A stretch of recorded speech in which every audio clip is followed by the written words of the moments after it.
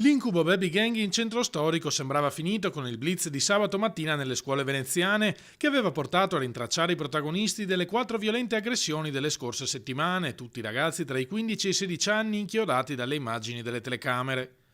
Invece sabato sera un nuovo episodio ha visto vittime un gruppo di diciottenni nella zona di San Basilio, tempestati selvaggiamente di calci e pugni senza apparente ragione da una decina di ragazzi giovanissimi. I responsabili, spiega il sindaco Luigi Brugnaro, non sono gli stessi che avevano imperversato la settimana precedente tra San Polo, Canareggio e Castello. Due bande le abbiamo prese, abbiamo già preso, sono due bande di ragazzi minorenni, 14-15 anni, cose drammatiche. Io su questo non ho fatto grandi esposizioni perché credo che sia un grande dolore anche per queste famiglie, per cui adesso stiamo cercando la terza. Li prenderemo, promette Brugnaro, e saranno puniti per le loro azioni. Ma l'aspetto repressivo in questo caso non basta.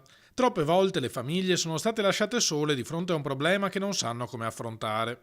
Non solo con la sicurezza da una parte, e questa noi in questa città la facciamo e anche bene mi sembra, per cui insomma, penso li troveremo, ma dobbiamo dare un'altra gamba che è quella appunto proprio di proposta educativa alle famiglie soprattutto, per cui nessun trionfalismo neanche quando li abbiamo presi, noi cercheremo in tutti i modi di trovare poi percorsi educativi, stiamo parlando di bambini, 14-15 anni, ragazzi, che è inspiegabile sta cosa.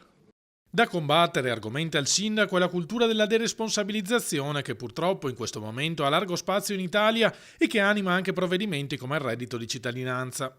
In un mondo in cui tutto sembra dovuto, tutto è un diritto, tutto facile, daremo la paghetta a tutti, è proprio una delle conseguenze che io purtroppo temo sia prevedibile. Se poi io non ho più bisogno di dover lavorare, non ho più bisogno di faticare, la meritocrazia non vale più niente, ma tutto quanto è uguale, allora tanto vale che vado a picchiare e mi pretendo anche se qualcuno mi dice di no. Questo è un problema culturale prima di tutto.